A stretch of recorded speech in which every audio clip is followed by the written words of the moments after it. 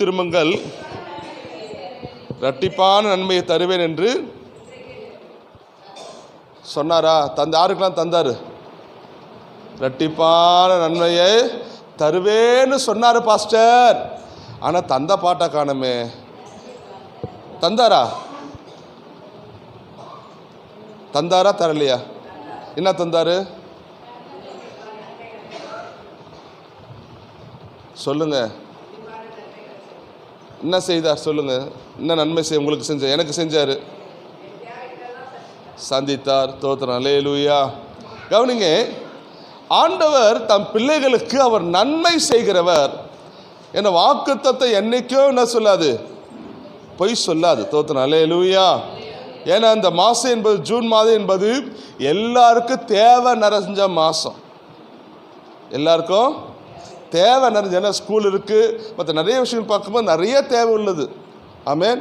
ஆனால் அதன் மத்தியில் கர்த்தர் நம்ம நிற்க வச்சு எல்லாவற்றையும் நடத்துகிறார்னா அது தேவனுக்கு நன்றி சொல்லுகிறேன்.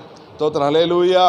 ஆமென். ஏன்னா நாங்கள் ஒவ்வொரு நாளும் இந்த ஆலயத்தில் அங்கே ஜெபி இந்த வார்த்தையை சொல்லி நானும் பாஸ்டமாக வந்து டெய்லி ஜெபிக்கும் போது தான் கர்த்தர் இந்த வார்த்தையை கொடுத்து, அழைத்தவர் என்னை மறந்துடவில்லை, தெரிந்தவர் கைவிடவே இல்லை. இந்த வார்த்தையாண்ட கொடுத்தார். தோத்திரம். அல்லேலூயா. யோசிச்சு பாருங்க, அழைத்தவர் நம்மை ஒரு நாளும் கைவிடுகிறவர் அல்ல. தோத்திரம். அல்லேலூயா.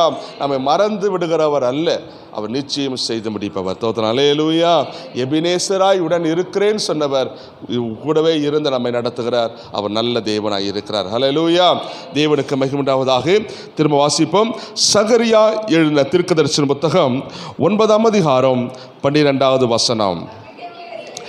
நம்பிக்கையுடைய சிறைகளே, அரணுக்கு திரும்புங்கள், இரட்டிப்பான நன்மையை தருவேன், இன்றைக்கே தருவேன் என்று. ஆண்டவருக்கு மகிமை உண்டாவதாக. இந்த வாக்கு தத்தம் அவர் பொய் சொல்லுகிற தேவன் அல்ல, அவர் நிறைவேற்றுகிற தேவன். வேதம் சொல்லுகிறது அவர் பொய் உரையாதவர், அவர் நேற்றும் இன்றும் என்றும் மாறாதவர். வாக்கு கொடுத்துட்டாரு, அதை நிச்சயம் நிறைவேற்றுவார். அவர் சொன்னதை செய்து முடிக்கிற வரைக்கும் கைவிடவே மாட்டார். ஆமென். ஆனால் நம்முடைய பார்வைக்கு நம்ம பார்க்கும்போது சொன்னதுக்கு நேராக அதை நடக்குது. ஆண்டவருக்கு இரட்டிப்பான நன்மை தருவேன்னு சொன்னீங்க, ஆனால் பார்த்தா அது வேற மாதிரி போகுது ஆண்டவரேன்னு சொல்லி பிசாசு நமக்கு முன்னாடி அவ்விசுவாசத்தை விதைப்பதற்கு, மனுஷனை எழுப்பதற்கு நிறுத்தி வைப்பான்.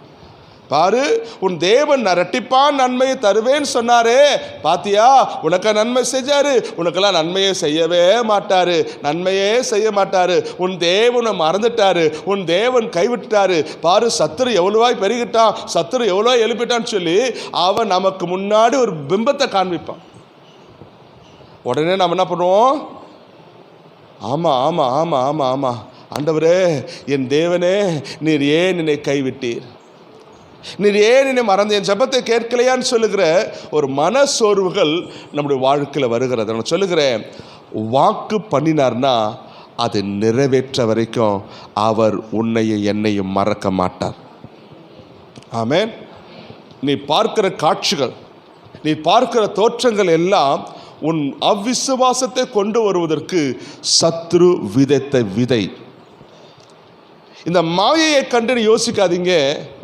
உண்மையுள்ள தேவன் உங்களுக்கு எனக்கு வாக்கு கொடுத்திருக்கிறார், அவர் நிச்சயம் ஆசீர்வதிப்பார். அல்லேலூயா. அல்லேலூயா. அல்லேலூயா. ஏன் அந்த வார்த்தையில தியானித்துக் கொண்டிருக்கும் போது ஆவியானவர் என்னோட கூட உணர்த்தின சில வார்த்தை. அப்ப ஆசீர்வாதம் வேணும், இரட்டிப்பான நன்மையை வேணும்னு சொல்லி நம்ம கேட்கிறோம் இல்லையா? இந்த இரட்டிப்பான நன்மையும் இந்த இரட்டிப்பான ஆசீர்வாதத்தை பெறுவதற்கு தேவன் நம்மை பிரித்து எடுக்கிறார். எடுக்கிறாரா? இங்க கவனிங்க. ஆசீர்வாதத்தை கேட்கிற, ஆசீர்வாதத்தை பெறுகிற, ஆசீர்வாதத்தை விரும்புகிற தேவ பிள்ளையே, தேவனுடைய இரட்டிப்பான ஆசீர்வாதம் வேணும்னு கேட்பது பிரச்சனை இல்லை. அந்த இரட்டிப்பான ஆசீர்வாதத்தை பெறுவதற்கு தேவன் எனக்குள்ளாய் என்ன கிரியை செய்கிறார் என்பதை விசுவாசிகள் முதலாவது உணர்ந்து கொள்ளணும். நான் ஆசீர்வாதத்தை பெறணும்னா தேவன் என்னை வேறாக பிரிக்கிறார். என்ன பிரிக்கிறாரு? வெவ்வேறுன்னு எப்படி பிரிப்பாரு? நம்ம எல்லாம் கோதுமை புடைவோம், இல்லை அரிசி புடைவோம் இல்லையா? புடைச்சிருக்கீங்களா மரத்தில்? எப்படி புடைவீங்க? எதுக்கு புடையிறோமோனா என்ன வரும்?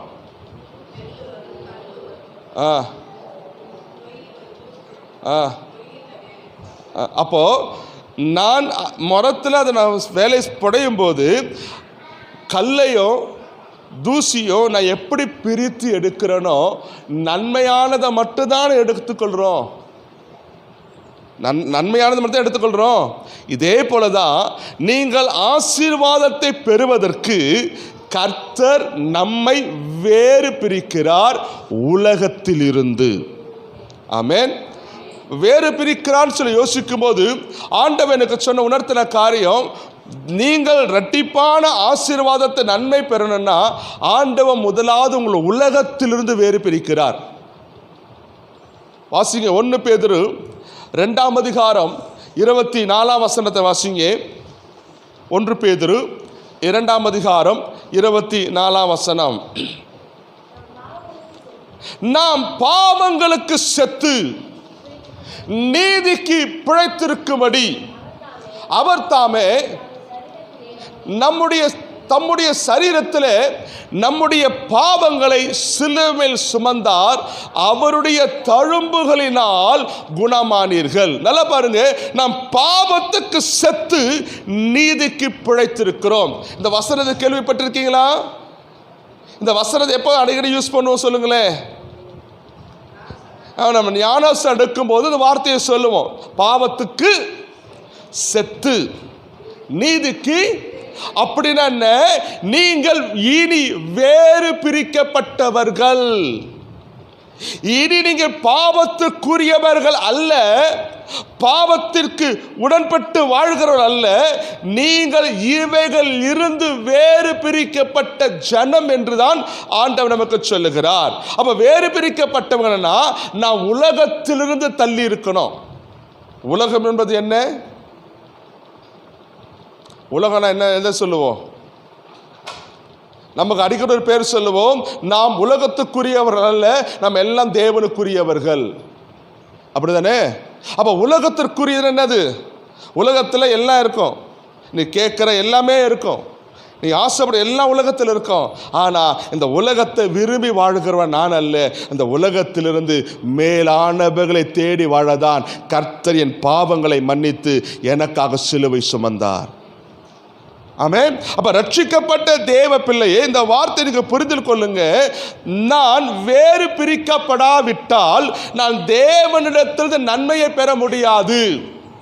நான் வேறு பிரிக்கப்படாவிட்டால் தேவனிடத்திலிருந்து அற்புதத்தை பெற முடியாது. அப்போ வேதம் நம்ம கற்றுக் கொடுக்கிற விஷயம், நான் உலகத்திலிருந்து வேறு பிரிக்கப்பட்டவனாக, பாவத்திலிருந்து வேறு பிரிக்கப்பட்டவனாக, மாம்சத்தின் கிரியிலிருந்து வெளியே வந்தவனாக இருந்தால் மட்டும்தான் நான் ஒரு ஆவிக்குரிய தன்மை உடையவனாக இருக்கிறேன் என்று ஒரு புரிதல் கொள்ளுங்க. கவனிக்கிறீங்களா? ஒரு ஆவிக்குரியவன், ஒரு தேவன் மேல் நம்பிக்கை உள்ள ஒரு விசுவாசி எப்படி இருப்பாங்கன்னா, உலகத்திலிருந்து வெளியே வந்திருப்பாங்க, பாவத்திலிருந்து வெளியே வந்திருப்பாங்க, மாம்சத்தின் கிரியைகளில் இருந்து வெளியே வந்திருப்பாங்க. இவர்கள் உலகத்தை நேசிக்காமல், உலக மனுஷனை பிரியப்படுத்தாமல், தனக்காக ஜீவனை கொடுத்த ஆண்டவரை தான் விசுவாசித்து அவர்கள் மேல் நம்பிக்கையாய் வாழ்வார்கள். தோத்திரம். அல்லேலூயா. இந்த காலை வேளையிலே நான் ஆண்டவர் வார்த்தைக்கு என்ன கொண்டு வருகிறேன்? வேதம் சொல்லு, வாசியுங்கள். ஆதியாகமம் புத்தகம் 1ஆம் அதிகாரம் 4ஆம் வசனம். ஆதியாகமம் 1ஆம் அதிகாரம். நம்ம வெளிச்சம் நல்லது என்று தேவன் கண்டார், வெளிச்சத்தையும் இருளையும் தேவன் வெவ்வேறாய் பிரித்தார். என்னதான் சொல்லுங்களேன்? தேவன் வெளிச்சத்தையும் இருளையும் வெவ்வேறாய் பிரிச்சாரு. வெளிச்சம் நல்லது. ஆமென். பகலுக்கு என்ன தேவை? இரவுல. அப்போ தேவன் நம்முடைய வாழ்க்கையில சில காரியம் நல்லது என்று கண்டதுனால தான் சில விஷயத்தை கர்த்தர் நம்ம பிரித்து வச்சிருக்கிறாரு. ஆமென். எது நல்லது? நம்முடைய வாழ்க்கையில் எதெல்லாம் நல்லது? சொல்லுங்களேன், நம்முடைய வாழ்க்கையில் எதெல்லாம் நல்லது? தேவனை தேடுவது நல்லது, பாவம் செய்வது நல்லது,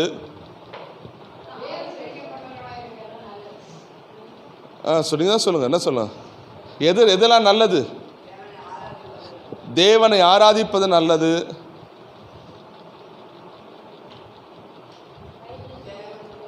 பைபிள் சொல்றதுபடி நடக்கிறது நல்லது, ஆலயத்தில் தூங்குறது நல்லது. சொல்லுங்க, ஒன்று சொல்லலாமா? எதெல்லாம் நல்லது? ஆமென். நல்லா பாருங்க, ஆண்டவர் இந்த உலகத்தை படைத்து 6 நாட்கள் பார்த்தீங்கன்னா ஆண்டவர் ஒன்றும் படைச்சு நல்லது நல்லது நல்லதுன்னு பார்த்தாரு. இப்போ சொல்கிறேன், ஏன்னா ஆதியாகமம் 6ஆம் அதிகாரத்தை சொல்லுது, தாம் பூமியில் மனுஷனை உண்டாக்குறதுக்காக அவர் ரொம்ப சந்தோஷப்பட்டாராம். அப்படியா? ஐயா, உங்களையும் எண்ணி நல்லதுன்னு கொண்டு ஆண்டவர் பெருமைப்பட்டார், சந்தோஷப்பட்டாரு. ஆனால் கொஞ்சம் அதிகாரத்தில் நாட்களை பார்க்கும்போது அவர் மனஸ்தாபப்பட்டாராம். ஏன் மனஸ்தாபப்பட்டாரு? அது அவர் இருதயத்துக்கு வசனத்தை வாசிங்க. ஆதியாகமம் 6ஆம் அதிகாரம் 6ஆம் வசனமா, தாம் பூமியிலே மனுஷனை உண்டாக்குறதுக்காக கர்த்தர் மனஸ்தாபப்பட்டார், அது அவர் இருதயத்துக்கு. நல்லா பாருங்க, மனுஷனை ஆதாம் ஆணையும் பெண்ணை உண்டாக்கி நல்லது என்று கண்டவர் இப்ப அவர் என்ன பண்றாரா? வசனப்படுறது என்னது? வேதனைப்படுறாரு. இப்ப கேளுங்க, ஆண்டவர் உங்களுக்கு நமக்காக ஜீவனை கொடுத்தது அவர் சந்தோஷப்படுவாரா துக்கப்படுவாரா? உங்களுக்காக ஜீவனை கொடுத்ததை சந்தோஷப்படுவாரா துக்கப்படுவாரா? நான் சொல்ற புரியல உங்களுக்கு? உங்களை, ஏன்னா ஆண்டவர் மனுஷனை உண்டாக்கும் போது சந்தோஷப்பட்டார். ஆனால் 6ஆம் அதிகாரத்தை பார்க்கும்போது அவர்கள் செய்தது குறித்து அவர் துக்கப்பட்டார். ஏன் துக்கப்பட்டார்னா, சகல அருவருப்புகளும் பாவமும் அவர்கள் செய்தபடியினால், அது அவள் இருதயத்துக்கு விசனமானபடியினால், இனி இந்த பூமியில் அவள் மனுஷனுக்கு இராதபடிக்கு முற்றிலும் அழிப்பது அளவுக்கு அவர் போயிட்டார். அப்போ அழிக்கிறன்னா எந்த அளவுக்கு கோபம் வந்திருக்கு அவருக்கு? சொல்லுங்களேன். ஆமே, நம்மளோட கோபத்து உச்சி எப்படி இருக்கும்? நம்மளாம் கோபம் வந்திருக்கா? உங்களுக்கெல்லாம் கோபம் வந்திருக்கா? அப்போ கோபம் அதிகமாக இருந்துச்சா நீங்கள் என்ன பண்ணுவீங்க? யாரை திட்டுவீங்க, யார் அடிப்பீங்க? சொல்லுங்க. சரி, கோபம் அதிகமாக இருந்தால் அடிப்பீங்க, திட்டுவீங்க. வேற உங்க அனுபவத்தை கேட்குறேன், சொல்லுங்க. உங்களை கோபமே வராதா? வரும் பாஸ்டர், எனக்குள்ள சிங்கத்தை நான் அடைச்சி பூட்டி வச்சிருக்கிறேன், இதை மாட்ட ஒரு 10 நிமிஷம் திறந்து விட்டு பாருங்க, அது வேலையை நீங்கள் பார்ப்பீங்க. என்னடா இவங்களா இப்படி கவனிக்க இருக்கா இல்லையா உள்ள? இப்போ சர்ச்சினால நோவா பேழைக்குள்ள அடைச்சி பூட்டி வச்சிருக்கிறேன். ஆனால் பொறுமைக்கு ஒரு எல்லை உண்டு பாஸ்டர். நான் வெளியே வந்தா சொல்ல மாட்டோமா? ஆனால் இப்போ பார்த்தா நல்ல பிள்ளைங்க மாதிரி இருக்கீங்க இல்லையா? ஆனால் திடீர்னு சிங்கம் வெளியே வந்துடுமே இல்லையா? வருதா இல்லையா? சரி, அப்போ தேவன் மனுஷனை உண்டாக்கின போது சந்தோஷப்பட்டவர். இப்போ ஏன்னா அவர் அழிக்கிற அளவுக்கு எக்ஸ்ட்ரீம் போயிட்டார். காரணம், பிரிக்கப்பட்டவர்கள் தேவனை விட்டு தூரமாக போயிட்டாங்க. எனக்கு ஆவியானவர் இதுதான் பேச விரும்புகிறார். தேவன் தெரிந்து கொள்ளப்பட்டவர்களை தனித்தனியாக பிரிக்கிறார். ஆமென். நோவாவின் காலத்தில் தோத்திரம், அல்லேலூயா. ஆமென். நோவாவின் காலத்தை ஆண்டவர் சொன்னார், நோவா 10 சொன்னார், நோவாவை பார்த்து ஆண்டவர் சொன்னார், 6ஆம் அதிகாரம், நீ ஒரு பேழையை உண்டு பண்ணு இல்லையா? அப்போ ஆண்டவர் நோவாவுக்கு சொன்னதை நோவா செய்து முடித்தான். ஓகேவா? கவனிங்க. அப்போ பூமியில இருந்த நோவாவின் குடும்பத்தை மட்டும் ஆண்டவர் தப்புவித்ததுக்கு காரணம், நோவா கர்த்தருக்கு முன்பதாக நீதிமானாய் வாழ்ந்தபடியினால், வேறு பிரிக்கப்பட்டவனாய் வாழ்ந்தபடியினால், அங்கு இருந்த உலகத்தில் இருந்தவர்களை விட அவன் பிரிக்கப்பட்டவனாய் வாழ்ந்தான். அந்த உலகத்தில் இந்த மனுஷர்கள் குடித்து வெறித்து களியாட்டம் செய்து மோசமான ஒரு வாழ்க்கை வாழ்ந்தாங்க. அது தேவனுடைய பார்வைக்கு அவர் விசனமா இருந்துச்சு. எனவே அவர்களை அழிக்க நினைத்த போது, ஆனா ஒரு குடும்பம் தேவனுக்கு பயந்து இந்த உலகத்தின் காரியத்தை செய்யாதபடிக்கு, இந்த அசுத்தமான காரியத்தை செய்யாதபடிக்கு, இந்த பாவத்தை செய்யாதபடிக்கு, இது தேவனுக்கு விரோதமான காரியம் சொல்லி அதை விட்டு விலகி தன்னை காத்து கொண்ட அந்த குடும்பம் மட்டும்தான் காக்கப்பட்டது. நல்ல கவனிங்க, நீங்கள் வேறு பிரிக்கப்பட்டவர்கள் என்றால் நீங்கள் எப்பவுமே வேற மாதிரி தனித்து விடப்பட்டவளாக கைவிடப்பட்டவள் அல்ல. ஒரு ஆவிக்குரிய அனுபவத்தோடு நீங்க வாழ்வீங்க.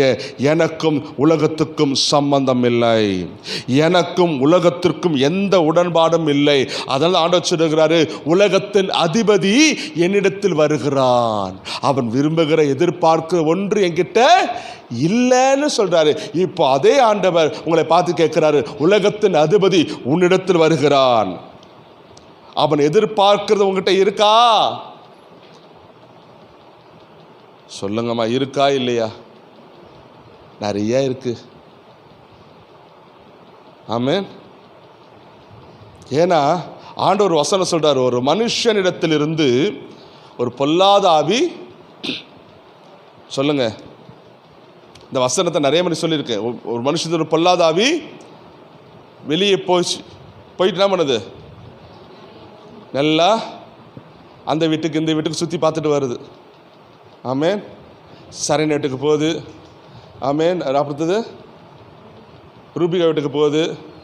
அடுத்ததான் அப்படியே வேல்வெளி ஸ்ட்ரீட்டுக்கு போகுது. அப்படியே எல்லா வீட்டுக்கும் போயிட்டு வருது. ஆனால் தங்கிறதுக்கு இடம் இல்லை. என்ன பண்ண? பரவாயில்லையே, என் பழைய வீடே நல்லா இருக்குன்னு சொல்லி திரும்பவும் வருது. வந்து பார்த்தா பெரிய சர்ப்ரைஸ். பெரிய என்ன சர்ப்ரைஸு? என்னடா, நான் உள்ள இருந்த போது இருட்டா இருந்து இப்போ என்னது ஒயிட் வாஷ் அடிச்சிருக்காங்க, கலர் அடிச்சிருக்காங்க, லைட்டு போட்டிருக்காங்க, நல்ல ஜெகஜோதி எல்லாம் நல்லா இருக்கு. ஆனால் எல்லாம் இருந்தும் அந்த வீடு வெறுமையாக இருப்பதை கண்டு கவனிங்க, போய் தன்னிலும் பொல்லாத வேறு சில ஆவிகளை கூட்டிட்டு வந்து, வா வா வா வா வா இந்த வீடு காலியாக இருக்கவே, நம்ம வீட்டில் போய் கவனிக்கிறீங்களா? ஒரு விஷயத்தை தெரிந்து கொள்ளுங்க. தெரிந்து கொள்ளப்பட்டவர்கள், பிசாசின் கிரியிலிருந்து விடுவிக்கப்பட்டவர்கள் கவனமாக இருக்கணும். திரும்பவும் பிசாசு நம்மை ஆக்குபைட் செய்வதற்கு, நம்மை உரிமை கொண்டாடுவதற்கு அவன் போராடி கொண்டிருப்பான். நாம் வேறு பிரிக்கப்பட்டவனாய் வைராக்கியத்தோடு வாழாவிட்டால் நாம் விழுந்து போவதற்கு வாய்ப்புண்டு. நான் செய்திக்கு நான் வருகிறேன். இங்கே நோவா குடும்பம் எப்படி தப்பிச்சாங்க சம்பவம் தெரியும். அப்போ பேழைக்கு அப்புறம் ஒரு பெரிய ஒரு சம்பவம் நடந்தது. ஆமென். ஆதியாகமம் புத்தகம் 9ஆம் அதிகாரம் 20ஆம் வசனத்தை வாசிங்க. நோவா பயிரிடுகிறவனாகி திராட்சை தோட்டத்தை எங்க நல்லவங்க பேழையிலிருந்து வெளியே வந்துட்டான். அப்ப பேழையிலிருந்து வந்தவங்க யாரெல்லாம் வெளியே வந்தா? நோவா, அவங்க ஒய்ஃபு, 3 பிள்ளைங்க. யாரெல்லாம்?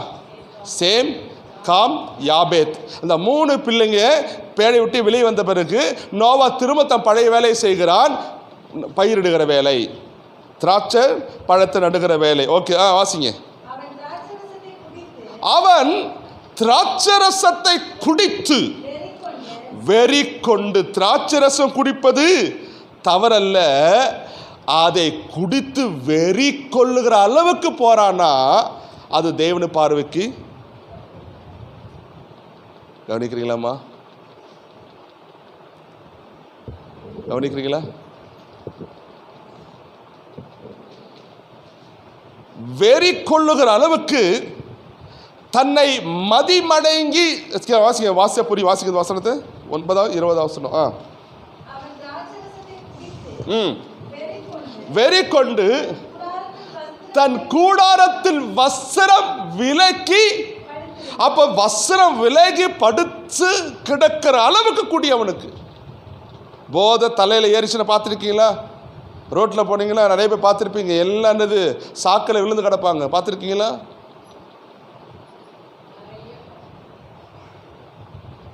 ஏன்னா டிவியில் அடிக்கடி ஒரு விளம்பரம் போடுவாங்க, சுத்த சுந்தரராஜன். யாரெல்லாம் பார்த்துருக்கீங்க? எல்லாரும் பார்த்துருப்பீங்க, சுத்த சுந்தரராஜன். ஆமே. இந்த வீட்டில் சுத்தம் இருக்கா திட்டிட்டு போனவர் கடைசி எங்க கிடப்பாரு? சாக்கடையில். புரியுதுங்களா? கவனிங்க, எதுக்கு நான் சொல்றேன்னா, இப்படி அவன் குடித்து வெறி குளிர் அளவுக்கு போயிட்டான். அடுத்து வாசிங்க.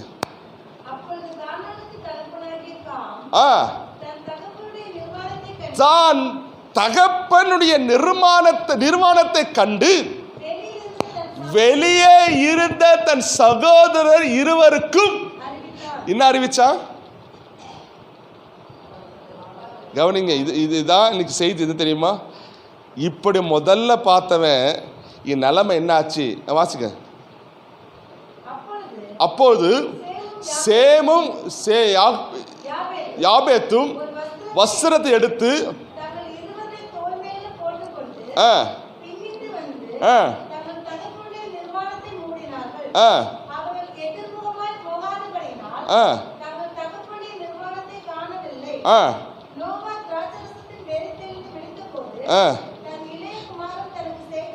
தன் இளைய குமாரன் தனக்கு செய்ததை கானான் சபிக்கப்பட்டவன் தன் சகோதரத்துக்கு அடிமையாய் இருப்பான் என்றார். யார் சொன்னது? நோவா காமை பார்த்து சபித்தார், நீ சபிக்கப்பட்டவன். நல்லா பாருங்க, உலகத்திலிருந்து நீதிமானாய் கண்டு வேறு பிரிக்கப்பட்ட குடும்பம் நோவாவின் குடும்பம். Same, com, யாபேத். அப்போ அந்த 3 பேரும் அந்த உலகத்தின் அழிவிலிருந்து காத்து, தன் ஆத்மாவையும் தன் ஜீவனையும் காத்து, இந்த அழிவிலிருந்து காத்து வெளியே வந்தவங்க.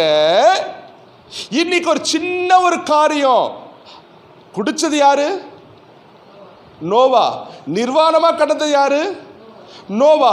ஆனா நோவா யாரை சபிக்கிறா? இது என்னங்க லாஜிக்கு? தப்பு பண்ணவன் தானே தண்டனைக்கணும். தப்பு பண்ணவன் தானே தண்டிக்கணும். ஏன் நோவா காமை சபித்தார்? ஏன் ஒரு காரியம் இருக்கு. அவன் தகப்புடைய நிர்வாணத்தை தன் சகோதரிடத்தில் போய் சொன்னது தப்பு இல்லை. அவன் எப்படி சொன்னானா? பரியாசத்தோடு சொன்னான். டே அண்ணா, ஒரு தெரியுமா, அப்பா இப்படிலாம் கிடக்குறான்னு சொல்லி பரியாச உதோடோடு. நீதிமொழிகள் புத்தகம் 14ஆம் அதிகாரம் 9ஆம் வசனத்தை வாசிங்க. மூடர் பாவத்தை குறித்து பரியாசம் பண்ணுகிறார்கள். நல்ல பாருங்க, யாரு பரியாசம் பண்ணுகிறாங்களா? மூடர் யாரு? மூடர் யாரு? யார் இல்லாதவன்? அறிவு இல்லாதவர்கள் என்ன பண்றாங்க? பரியாசம் பண்ணுகிறார்கள்.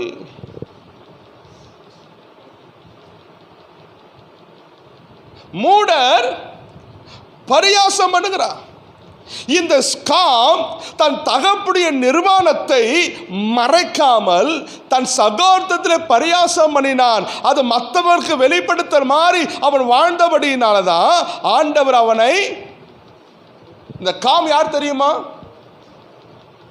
வேதம் சொல்லுகிறது, இந்த காம் கானானின் தகப்பன். யாரு? கானானுக்கு. ஆமென். கானான் யாருங்க? வாக்குத்தத்தம் பண்ணப்பட்ட தேசம். லிசன், கவனிக்கிறீங்களா? என்னதுமா? மாடா? கவனிங்க. அப்போ வேதம் சொல்லுது, கவனிங்க. சோத்திரம். சரி, காம் யாரு? கானானுக்கு தகப்பன். இந்த கானான் என்பது யாரு? வாக்குத்தத்தம். கர்த்தர் ஆபிரகாமை சொல்லுகிறார், நீ இந்த தேசத்தை சுதந்தரிப்பாய். ஆதியாகமம் 12ஆம் அதிகாரத்தில் பார்க்கும்போது ஆண்டவர் சொல்லுகிறாரு, நீ இந்த தேசத்தை குடியிருக்கிற கானானை சுதந்தரிப்பாய் என்று ஆண்டவர் வாக்கு கொடுக்கிறாரு. வாக்குத்தத்தம் பண்ணப்பட்ட தேசம். கவனிங்க, இஸ்ரவேல் ஜனங்கள் அடிமையாக இருந்தபோது ஆண்டவர் சொன்னாரு, இந்த கானானை தருவேன் என்று வாக்கு கொடுத்தாரு. இந்த கானானுக்கு தகப்பன் யார்? காம். காம் சாபத்தின் சந்ததியாய் மாறினான். கவனிக்கிறீங்களா? இதை தான் நீங்க சொல்ல விரும்புறேன். வேறு பிரிக்கப்பட்டவனாய் வாழ்ந்தவர்கள் இன்னைக்கு உலகத்திற்குள் தன்னை செலுத்தும் போது, உலகத்திற்குள்ளாக தங்கள் வாழ்க்கை செய்யும் போது, அவர்கள் வாழ்க்கையும் அவர்கள் சந்ததியும் எப்படி மாறி விடுகிறது என்பதுதான் இன்னைக்கு ஆவியானவர் உங்களோடு கூட பேச விரும்புகிறார். இரட்டிப்பான ஆசீர்வாதத்தை வேணும்னு கேட்குறீங்க, நல்லது. ஆனால் நான் கேட்பதற்கு முன்னாடி இந்த உலகத்திலிருந்து வேறு பிரிக்கப்பட்டவனாய் வாழ்ந்தால் மட்டும்தான் இந்த ஆசீர்வாதத்தை நான் சுதந்திரிக்க முடியும். காம். ஆமென். கவனிங்க,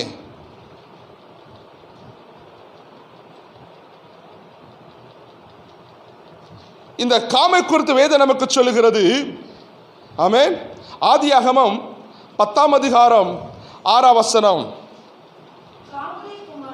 காமுடைய குமாரர்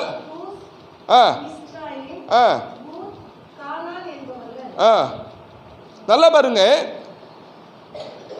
உபாகமம் 15 வாசிங்க. சாரி, ஆதியாகமம் 10:15 வசனம்.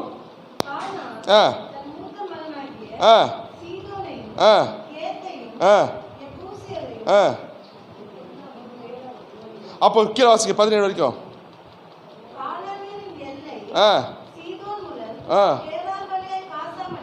நல்லா பாருங்க, இந்த ஆதியாகமம் புத்தகத்தில் நீங்க 10ஆம் அதிகாரம் 6லிருந்து 17 வசனம் பார்த்தீங்கன்னா காமின் சந்ததி குறித்து சொல்லப்படுகிறது. அவர்கள் 7 சந்ததி, 7 பிள்ளைங்க. ஆமென். உபாகமம் 7ஆம் அதிகாரம் 1ஆம் வசனம்.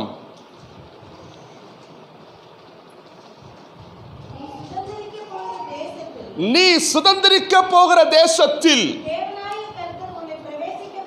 பண்ணி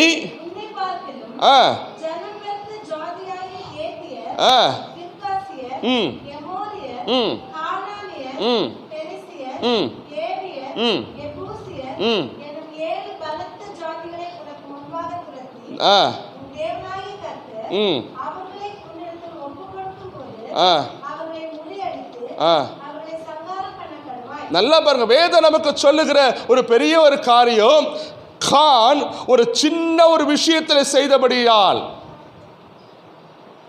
அவன் சந்ததி சபிக்கப்பட்ட சந்ததியாய் மாறினது. தன் தகப்புடைய நிர்வாணத்தை தன் சகோதரத்தில் பரியாசத்தோடு சொன்னதினால் அவன் சந்ததிகள் சபிக்கப்பட்டுச்சு. அந்த காமின் சந்ததி தான் 7 ஜாதிகள் சொல்லப்படுகிறது. ஆண்டவர் சொன்னாரு, இந்த தேசத்தை நான் உனக்கு கொடுப்பேன்னா அந்த தேசத்தில் இருக்கிற ஜாதிகளை துரத்துங்க. அல்லேலூயா. கவனிக்கிறீங்களாம்மா?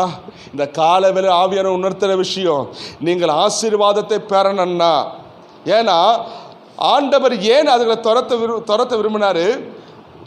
இந்த அரக்கர்கள் ஒரு பிரபலமாக இருந்தவன் யார் தெரியும்? கோலியாத் தெரியுமா? அவன் தன்னுடைய பலத்தை நம்பினான், தன்னுடைய பலத்தை நம்பினான். இந்த உலகத்தில் இருக்கிறவங்க தேவனுடைய பலத்தின் மேல் நாட்ட வைக்காம தன்னுடைய பலத்தையே எனக்கு அப்படி இருக்கு இப்படி இருக்கு தன் சுயத்தை நம்பி ஓடுவாங்க. இந்த கோலியாத் தன்னுடைய பலத்தை நம்பி இருந்தான். ஆனா கீழே தாவீது சொல்லப்படுகிறது, அவன் தன் பலத்தை நம்பாமல் தேவன் மேல் நம்பிக்கை வைத்தான். நல்லா புரியுதாமா? நீங்கள் வேறு பிரிக்கப்பட்டவர்களாக இருப்பீங்கன்னா, நீங்கள் வேறு பிரிக்கப்பட்ட ஜனமாக இருப்பீங்கன்னா, நீங்கள் உலகத்திற்கு அடிமைப்படாதல வாழுங்க. இன்றைக்கி நம்ம அநேக வேலையில் நம்ம அறியாமல் சில பரியாசம் பண்ணுகிறோம். ஞாபகம் இருக்கா? பரியாசம் என்னது?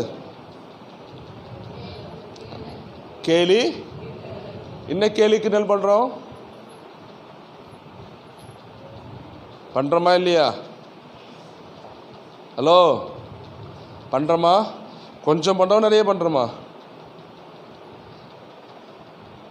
ஹலோ சொல்லுங்கள். உங்களுக்கு தான் இன்றைக்கி பிரசங்கம். தோத்திரம். அல்லேலூயா. ஆமென். ஆசீர்வாதத்திற்காக கர்த்தர் வேறு பிரித்தார். உலகத்தின் அழிவிலிருந்து ஆபத்தில் கர்த்தர் பிரித்து வெளியே கொண்டு வந்தார். ஆனால் நீங்கள் பரியாசத்தோடு நீ வாழ்வீங்கன்னா, பரியாசம் பண்ணுறவளாக வாழ்வீங்கன்னா, உலகத்தின் மனுஷனை போல நீங்கள் இருப்பீங்கன்னா, ஆண்டவர் சொல்கிறார், நான் உன் சந்ததியை சபிச்சிடுவேன்ப்பா. சாபம் என்பது இன்றைக்கி நம்ம குடும்பத்தில் வந்து நிற்குதா இல்லையா? எத்தனை குடும்பத்தில் அலக்கழிப்பு, எத்தனை குடும்பத்தில் சண்டை, எத்தனை குடும்பத்தில் பிரிவினை, எத்தனை குடும்பத்தில் மன உளைச்சல், எத்தனை குடும்பத்தில் தருத்திரம், எத்தனை குடும்பத்தில் பசி, எத்தனை குடும்பத்தில் பட்டினி, எத்தனை குடும்பத்தில் ஒன்றும் இல்லாமல் ஜீரோவாக இருக்குது. இதெல்லாம் என்ன காரணம் தெரியுமா? ரட்சிக்கப்பட்ட தேவச்சனமே, இதெல்லாம் உன் குடும்பத்தில் இருக்குன்னா சாபம் உன் வீட்டுக்குள்ளே இருக்குன்னு அர்த்தம். புரியுதா புரியலையா? புரியுதா புரியலையா? நீதிமான் அப்பத்துக்கும் தண்ணீருக்கும் கர்த்தர் அலைந்து திரிந்து விட்டதே இல்லை. இதுதான் வேதம் நமக்கு சொல்லிக் கொடுக்கிறது. எனக்கு வேண்டியதை கர்த்தர் இன்னைக்கு எனக்கு தருவார். இன்னைக்கு எனக்கு காகத்தை அனுப்புவார். இன்னைக்கு எனக்கு மன்னாவை தருவார். எனக்காக வானத்தை திறந்து வானத்திலிருந்து தூதர் உண்ணக்கூடிய மன்னாவை கர்த்தர் எனக்கு தருவார். இதுதான் விசுவாச வாழ்க்கை. இன்னைக்கு உங்க வாழ்க்கையில் ஒண்ணுமே இல்லை, ஜீரோவா இருக்குன்னா சம் ப்ராப்ளம், அதை கிளியர் பண்ணும்படி ஆண்டவர் உணர்த்துறாரு. புரியுதுங்களா? வாழ்க்கை நெருக்கடிக்குள்ளாகும், தருத்தரத்துக்குள்ளாகும், சாபத்திற்குள்ளாகும் நீ அப்படி இருப்பாயானால், இன்னைக்கு உன் குடும்பத்தில் சமாதானம் இல்லாமல் ஒரு மன சலசலிப்போடு வாழ்ந்துக்கிட்டு இருக்கீங்கன்னா, சமம் ஏதோ ஒன்று இருக்கு. இந்த சாபம் உன் குடும்பத்தில் இருக்கு. இன்னைக்கு ஆண்டவர் சொல்றாரு, இந்த வாக்குத்தத்தம் பண்ணப்பட்ட தேசம் எப்படிப்பட்ட தேசமா இருக்கிறது? அது பாலும் தேனும் ஓடுகிற தேசமா இருக்கிறது. அடிமைத்தனத்தில் வாழ்ந்த ஜனங்களை இந்த தேசத்திற்குள் செல்லணும் ஆண்டவர் சொன்ன போது, இந்த தேசத்தில் இருக்கிற இந்த 7 ஜாதிகளை துரத்துன்னு சொன்னாரு. துரத்துனாதா இந்த வாக்கு தத்தத்தை எடுத்துக்கொள்ள முடியும். உனக்குள் இருக்கிற நமக்குள் இருக்கிற மாம்ச எண்ணம், சிந்த, கோபம், எரிச்சல், சண்டை, பிரிவினை இவை எல்லாம் இருக்கும்னா தேவனிடத்தில் ஆசீர்வாதத்தை கேட்க முடியாது, ஆசீர்வாதத்தை பெற முடியாது. ஒருவேளை உங்களுக்கு கோபம், எரிச்சல், சண்டை, பிரிவினை ஏதாவது இருக்குன்னா நீங்க ஒப்புரவாகி அந்த உள்ள இருக்கிற இந்த மாம்சத்தின் கிரியில துரத்தினா மட்டும்தான் வாக்கு தத்தம் பண்ணப்பட்ட இந்த பாலும் தேனும் ஓடுகிற கானானை நீ சுதந்திரிக்க முடியும். 1 பேதுரு 4ஆம் அதிகாரம் 8ஆம் வசனம் சொல்லுகிறது, அன்பு திரளான பாவங்களை மூடும். ஆசீர்வாதம் வேணுமா? இல்ல இன்னும் சாபத்தின் பிள்ளையாகவே இருக்க விரும்புறீங்களா? இந்த 7 ஜாதியின் குணங்கள் அவர்கள் அரக்க குணங்களாய் மாறினாங்க. அவர்கள் பலத்தா இருந்தாங்க, பலவானா மாறினாங்க. தேவனுக்கு பிரயோஜனம் இல்லை. தேவனுக்கு பிரயோஜனம் இல்லை. தேவனுக்கு பிரயோஜனம் இல்லை. ஆண்டவர் சொன்னார், அவளை வெளியே துரத்துப்பா. அவர்களை துரத்திருக்கிறது வேதம் சொல்லுகிறது. காலேப் அவர்களை ஜெயித்தான். நியாயாதிபதிகள் 1ஆம் அதிகாரம் 10ஆம் வசனம். நியாயாதிபதிகள் 1:10.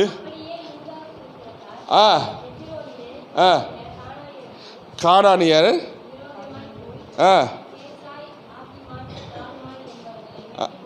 கொன்று போட்டா. இனி உங்களுக்குள் இருக்கிற மாம்சத்தை நீங்க வெட்டணும். சுயமென்னில் சாம்பலாய் மாற சுத்தாவியே அனல் மூட்டு ஜெயம் பெற்று மாமிசம் சாக தேவா அருள் செய்யுமே. ஜெயம் பெற்று மாமிசம் சாக தேவா அருள் செய்யுமே. கல்வாரியின் அன்பினையே கண்டு விரைந்தோடி வந்தேன். கல்வாரியின் அன்பினையே கண்டு விரைந்தோடி வந்தேன். கழுவும் திருரத்தத்தாலே கரை நீங்க இருதயத்தை சொல்லுங்க. கழுவும் திருரத்தத்தாலே கரை நீங்க இருதயத்தை. ஆண்டவரே, எனக்குள் இருக்கிற மாம்சத்தை நான் துரத்துறேன். திரும்ப கேட்க விரும்புறீங்க? ஆவிக்குரியவர்கள் மாம்சத்தோடு போராட முடியாது. உன்னை சொல்கிறேன், நோவா நீதிமானாய் வாழ்ந்தான். ஆனால் ஆண்டவரை கண்டிச்சிருக்கலாம். ஏன்டா நீ திராட்சை பழத்தை குடிக்கிற கண்டிச்சிருக்கலாம். ஆனால் ஆண்டை அமைதியாக விட்ட. ஏன் தெரியுமா? சில வேளை ஆண்டவர் நம்முடைய சுயத்துக்கு விட்டுடுவார். நம்மளோட போராடவே மாட்டார். சொல்வார், ஒரு வாட்டி சொல்வார், 2 வாட்டி கண்டிப்பார், 3 வாட்டி திட்டுவார். கேட்கலையா தண்ணி தெளித்து விட்டுடுவார். ஆமாம், இதை தண்ணி தெளித்து விடுவாங்கன்னு சொல்லுவாங்க. ஞாபகம் இருக்கா? அப்படின்னா என்ன சொல்லுங்கம்மா? உன்னை நான் தண்ணி தெளித்து விட்டுட்டேன் அப்படின்னா என்ன?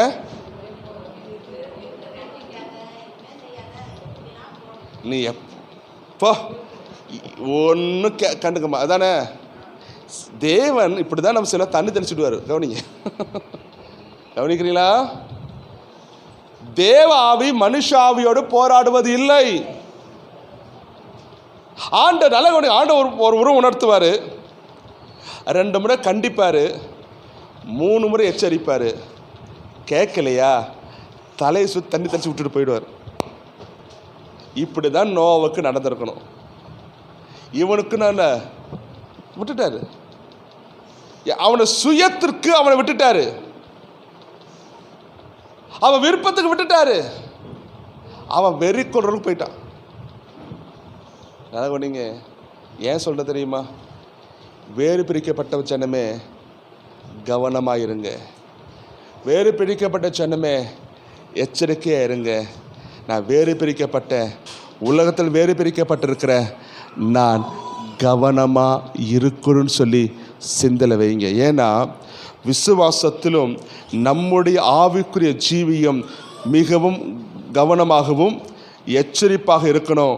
நாம் கர்த்தரை விட்டு விலகினாலும் துணிகரமான பாவம் செய்தாலும் ஆமென், கர்த்தர் நம்மை விட்டு விலகுவார் என்று வேதம் நமக்கு சொல்லுகிறது.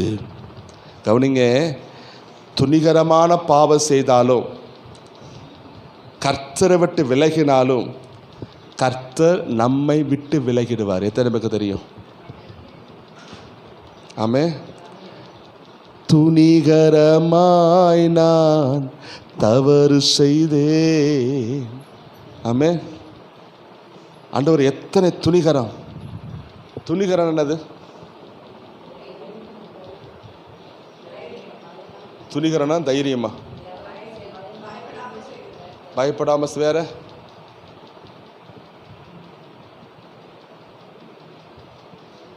துணிகரனா எல்லை மீறுவது.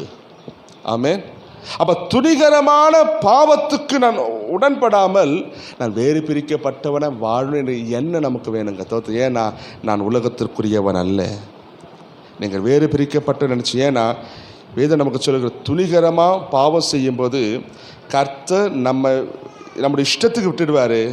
ஆனால் நம்ம எனக்கு தெரியுமா, நான் என்ன பண்ணாலும் என் ஆண்டை கண்டுக்கவே மாட்டுறாரு, என்னை தண்டிக்கவே மாட்டுறாருன்னா நினச்சிக்கோங்க, உன் ஆண்டை தண்ணி தெளித்து விட்டுட்டாருன்னு நினச்சிடுங்க. நான் தப்பு பண்ணுறேன், ஆனால் எனக்கு எந்த தண்டனையும் கிடைக்கல. பிரைஸ் தி லார்ட், கர்த்தர் என்னோட கூட இருக்கிற இதில் சொல்லாதீங்க, உன் ஆண்டு எப்பயோ தண்ணி தெளித்து விட்டுட்டார்.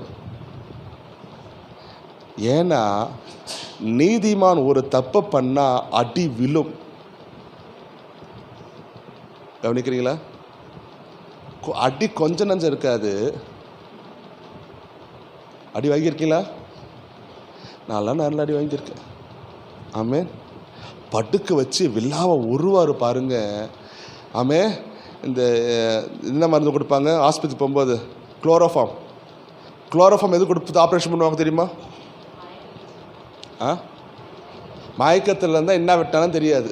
ஆனால் ஆண்டவர் நீதிமானுக்கு பண்ண ஆப்ரேஷனுக்கு என்னது குளோரோஃபார்ம்லாம் கொடுக்கவே மாட்டார். தெரியுமா? கழுத்து மேலே காலை வச்சு ஒவ்வொரு எலும்பு நடுக்கு. அதாவது யாரெல்லாம் அபிஷேகம் அவங்க போயிருக்கீங்க? மற்ற ஆஸ்பத்திரிக்கு போனால் ஏதோ மயக்க மருந்து ஊசிப்படி ஏதோ எழுப்பிடுவாங்க. ஆனால் அபிஷேகப்பா புத்தூர்லாம் போனீங்கன்னா மயக்க மருந்தே கிடையாது. பட்டுக்குன்னுவான். பார்த்துருக்கீங்களா? ஏன்? வலி இருக்குமா? வலி உணர்ந்துருக்கீங்களா? போனவங்க தெரியும். ரொம்பலாம் இல்லை, டக் அவ்வளோதான். வலி உயிரை போகும். கவனிக்கிறீங்களா? நீதிமான் தவறு செய்யும்போது கர்த்தர் சில ஏன் கண்டுக்காமல் இருக்கிறான்னா, நம்ம தண்ணி தெளித்து விட்டுட்டாரு. தண்ணி விட்டுல நல்லா கொண்டீங்க. உன்னை நியாய தீர்ப்புன்னு வருவ தெரியுமா? எங்கே வருவே? பரலோகத்து ஒரு நாள் வருவேல்ல. இந்த பூமியில் 80 வருஷம், சரி 100 வருஷம் வச்சுப்போமே, அங்கே வருவேல்ல. அங்கே வச்சு பப்ளிக்கில் தோலை உரிப்பார். அது கவனிங்க. வசனம் சொல்லுது, சிறியோர் பெரிய யாவரும் எல்லாரும் எங்கே நிற்கணுமா? தேவனுக்கு முன்பாக நிற்கணும். நான் நியாயத்திற்கப்படுவதை எல்லாரும் பார்ப்பாங்க. ஆமென். விசாரிக்கிற கர்த்தர். எனவே நம்ம கொஞ்சம் கவனமாக இருக்க இன்னைக்கு ஆவியான உணர்த்துற விஷயம் தான். தோத்தன அல்லேலூயா. ஏன்னா இன்னைக்கு இந்த காமின் சந்ததி குறித்து நான் கொஞ்சம் ஆராய்ச்சி செய்த போது இதில் ஒரு சத்தியத்தை வெளிப்பட்டேன். அவன் ஒரு சின்ன விஷயம் அவன் பரியாசம் பண்ணினதுனால அவன் சந்ததி மாறிச்சு. ஆனால் கர்த்தர் விடலை. இந்த சபிக்கப்பட்ட இந்த சந்ததி தான் கர்த்தர் தம்முடைய சந்ததியாக கொண்டு வந்தார். இன்னொன்று தெரியுமா? இந்த கானானிய சந்ததியாக இருந்த ஹல்லேலூயா ஏத்தியர் சந்ததியிலிருந்து வந்தவர் தான் பச்சைபால் தெரியுமா? அந்த சந்ததியிலிருந்து தான் இயேசு கிறிஸ்து வந்தார். பச்சைபாலின் மனைவி தான் யாரு? கணவன் தான் யாரு? தாவீதின் சந்ததி வந்தவர் தான் இயேசு கிறிஸ்து. ஆமென். நம்ம வாழ்க்கை நம்ம அர்ப்பணிக்கும் போது நல்ல கவனிங்க, கர்த்தர் நமக்கு கொடுக்குற தேசத்தை சும்மா கொடுத்துடல, அதை சுத்தம் பண்ணி தான் கொடுக்குறாரு. இன்னைக்கு நீங்கள் மாம்சத்தோடு நீங்கள் சுதந்திரிக்க போகிறீங்களா? இல்லை எல்லாத்தையும் வாஷ் பண்ணிவிட்டு ஆண்டவரே வெறுமையாக நிற்கிறேன்னு சொல்லி இந்த வாக்கு தத்தத்தை நீங்கள் சுதந்திரிக்க போகிறீங்களா? நீங்கள் சுதந்திரிக்கிற போகிற தேசத்தை கர்த்தனுக்கு கொடுப்பேன்னு வாக்கு கொடுக்குறாரு. இந்த கால வேளையில் ஆசீர்வாதம் பெறுவதற்கு கர்த்தர் என்னை வேறு பிரித்து நடத்துகிறாரு. நல்ல கவனிங்க. நீங்கள் உலகத்துக்குள் இருந்து கோபம், எரிச்சல், சண்டை, இதெல்லாம் மாம்சத்தின் கிரியைகளோடு இருந்தீங்கன்னா நீங்கள் ஆசீர்வாதத்தை பெற முடியாது. நீங்கள் கானானியராக இருக்கீங்க, இந்த 7 ஜாதிகளாக இருக்கீங்க. நீங்கள் அதெல்லாம் துரத்துனாதான் நீங்கள் வாக்குத்தத்தம் பண்ணப்பட்ட தேசத்தை நீங்கள் சுதந்திரித்து ஆசீர்வாதத்தை பெற முடியும். விசுவாச பிள்ளையே, இன்னைக்கு ஆண்டு உணர்த்தின விஷயம், நீங்கள் பேறு பிரிக்கப்பட்டவளை வாழ்ந்து ஆசீர்வாதத்தை பெறுவதற்கு உங்களை அடிமைப்படுத்துகிற பாவம் என்ன? உங்களுக்குள் இருக்கிற பலத்த ஜாதி என்ன? அதெல்லாம் துரத்துங்க. உங்களுக்குள்ள அரக்க இருக்கானா? 12 அடி உயரத்துக்கு அரக்க இருக்கானா இல்லையா? இருக்கானா? அவனெல்லாம் வெளியே துரத்தினாதா நீ ஆவிக்குரியவன். ஆவிக்குரிய ஆசீர்வாதத்தை பெற முடியும். கண்களை மூடி செபிப்போம். ஹல்லேலூயா. எல்லாரும் எழுந்திருந்து ஹல்லேலூயா ஆமென் ஸ்தோத்திரம். அதிலிருந்து காலை வெளியில் அப்புறம் சமூகத்தில் சொல்லி சோமனுங்க. ஆண்டவரே ஹல்லேலூயா, இன்னைக்கு நோவின் சந்ததியாக இருந்த காமின் சந்ததியிலிருந்து வந்தவங்க 7 பலத்த ஜாதிக. அந்த 7 ஜாதிகளை துரத்தின பிறகுதான் கர்த்தர் இந்த கானானை அவளுக்கு கொடுத்தார். இந்த காலை வேளையில் சொல்லுங்கள், ஆண்டவரே, வாக்குத்தத்தம் பண்ணப்பட்ட தேசத்தை நான் பெறுவதற்கு, என் தேசத்தை நான் அனுபவிப்பதற்கு, என் ஆசீர்வாதத்தை சுதந்திரத்தை நான் பெறுவதற்கு எனக்குள் இருக்கிற அந்த மாம்ச எண்ணங்கள் பாவங்கள் எல்லாம் நான் துரத்துகிறேன். எத்தனை பேர் கேட்குறீங்க? எத்தனை பேர் கேட்க விரும்புகிறீங்க? எத்தனை பேர் கேட்குறீங்க? ஹல்லேலூயா, ஹல்லேலூயா, ஹல்லேலூயா, ஆமென், ஹல்லேலூயா, ஆமென், ஹல்லேலூயா, ஆமென். கர்த்தருக்கு ஸ்தோத்திரம் சொல்லி ஜெபம் பண்ணுங்க. இயேசுப்பா, உம்முடைய கிருபை என்னை நடத்துவதற்காக ஸ்தோத்திரம், உங்கள் ரத்தம் என்னை நடத்துவதற்காக ஸ்தோத்திரம். ஹல்லேலூயா, ஹல்லேலூயா, ஹல்லேலூயா, ஹல்லேலூயா, ஹல்லேலூயா, ஹல்லேலூயா, ஆமென், ஹல்லேலூயா, ஹல்லேலூயா, ஆமென், ஆமென், ஹல்லேலூயா. சொல்லுங்க, ஆண்டவரே, உங்கள் கிருபை எனக்கு தந்து நடத்துங்க, உங்கள் கிருபை என்னை தந்து நடத்துங்க, உங்கள் கிருபை என்னை தந்து நடத்துங்க. ஓ ஹல்லேலூயா, ஹல்லேலூயா, ஹல்லேலூயா, ஹல்லேலூயா. நன்றி அப்பா, நன்றி அப்பா, நன்றி அப்பா, நன்றி அப்பா, நன்றி அப்பா, நன்றி அப்பா, நன்றி அப்பா, நன்றி அப்பா, நன்றி, நன்றி, நன்றி, நன்றி, நன்றி, நன்றி, நன்றி, நன்றி, நன்றி, நன்றி, நன்றி. ஓ ஹல்லேலூயா, ஹல்லேலூயா, ஹல்லேலூயா, ஹல்லேலூயா. நான் கிறிஸ்துவுக்கு வாழ்கின்றவன், என்னாலும் செழிப்பானவன். ஹல்லேலூயா, ஹல்லேலூயா. நான் கிறிஸ்துவுக்குள் வாழ்கின்றவன், நான் என்னாலும் செழிப்பானவன். நான் கிறிஸ்துவுக்குள் வாழ்கின்றவன், நான் என்னாலும் செழிப்பானவன். கிறிஸ்துவுக்குள் வாழ்கின்றவன், நான் என்னாலும் செழிப்பானவன். நான் கிறிஸ்துவுக்குள் வாழ்கின்றவன், நான் என்னாலும் செழிப்பானவன். கர்த்தர் என்னை பெறாயிருக்கின்றார், என்றென்றும் சாட்சி அடையேனே. கர்த்தர் என்னை பெறாயிருக்கின்றார், என்றென்றும் சாட்சி அடையேனே. என் நம்பிக்கை இயேசுதானே, என் நம்பிக்கை இயேசுதானே, என் நம்பிக்கை இயேசுதானே, என் நம்பிக்கை இயேசுதானே. நான் கிறிஸ்துவுக்குள் வாழ்கின்றவன், என்னாலும் செழிப்பானவன். சொல்லுவோம், நான் கிறிஸ்துவுக்குள் வாழ்கின்றவன், நான் என்னாலும் செழிப்பானவன். புல்லுள்ள இடங்களில் மேய்த்திடுவார், அமர்ந்த தண்ணீரண்டை நடத்துகிறார். புல்லுள்ள இடங்களில் மேய்க்கின்றார், அமர்ந்த தண்ணீரண்டை நடத்துகிறார். என் நம்பிக்கை இயேசுதானே, என் நம்பிக்கை இயேசுதானே, என் நம்பிக்கை இயேசுதானே, என் நம்பிக்கை இயேசுதானே. நான் கிறிஸ்துவுக்குள் வாழ்கின்றவன், நான் என்னாலும் செழிப்பானவன். சொல்லுவோம், நான் கிறிஸ்துவுக்குள் வாழ்கின்றவன், நான் என்னாலும் செழிப்பானவன். சொல்லுவோம், நான் கிறிஸ்துவுக்குள் வாழ்கின்றவன், நான் என்னாலும் செழிப்பானவன். நான் கிறிஸ்துவுக்குள் வாழ்கின்றவன், நான் என்னாலும் செழிப்பானவன். தேவச்சனமே, இன்னைக்கு ஆவியானவர் சொன்ன சத்தியம்,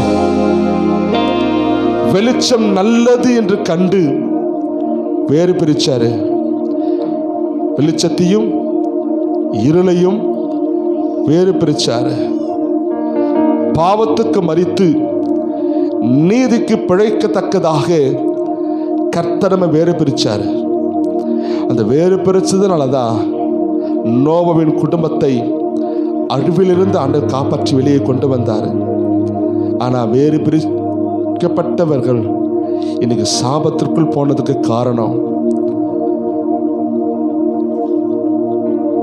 காம் சபிக்கப்பட்ட சந்ததியாய் மாறுவதற்கு காரணம் அவன் பரியாசத்தோடு வாழ்ந்தான்.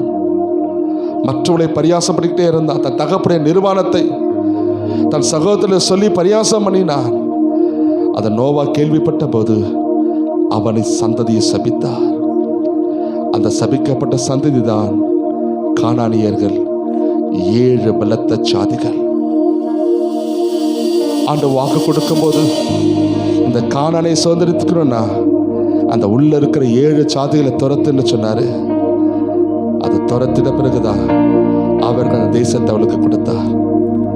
காலேப் இந்த ராட்சதர்களை கொன்று போட்டார்.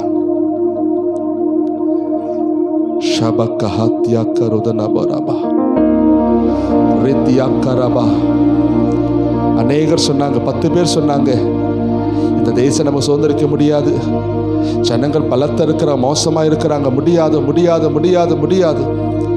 ஆனா அங்க வேவ பார்த்த யோசுவாவும் காலேபும் சொன்னாங்க, அது பாலும் தேனும் ஓடுகிற தேசம், அந்த தேசம் செழிப்பா இருக்கு, நிச்சயம் அந்த தேசத்தை கர்த்தர் நமக்கு கொடுப்பாரு, நம்ம அந்த தேசத்தை சுதந்திரிப்போம்னு சொல்லி விசுவாச அறிக்கை பண்ணதுனாலதான் அவங்க அந்த கானானியரை துரத்தி அந்த தேசத்தை சோதனைப்பாங்க.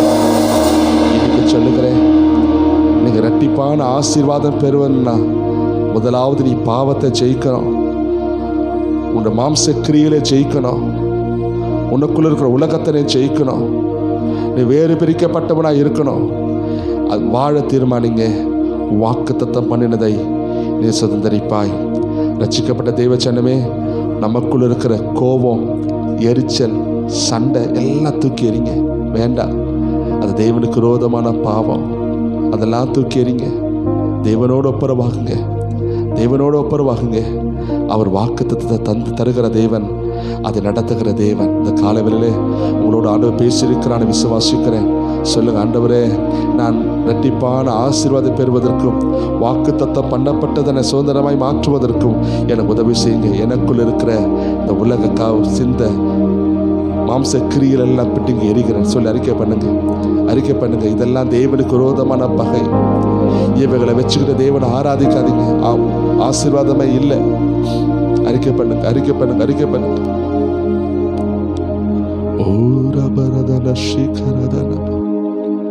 உடைய கரத்தில் ஒப்பு கொடுக்கிறோம் இயேசுவின் மூலம் பிதாவே. ஆமென். கர்த்தர் உங்களோட பேசியிருந்தா உங்க வலது கரத்தை உயர்த்தி கர்த்தர் நன்றி சொல்லுங்க. என்னோட நீங்க பேசுனீங்கப்பா, நான் உலகத்துக்குரிய இல்லாமல் ஆவிக்குரிய வாழ உதவி செய்யும். ஆண்டவரே, அன்பு சகல பாவங்களை மூடும் சொன்ன வார்த்தையின்படி நான் தேவன் மேல் அனுபவித்து சகோதர ஸ்நேகத்தை காண்பிக்க உதவி செய்யும். என்னை தரைமட்டமாய் தாழ்த்து ஒப்பு கொடுக்கிறோம் இயேசுவின் மூலம் பிதாவே. ஆமென். கர்த்தருக்கு கொடுக்கிற நேரம்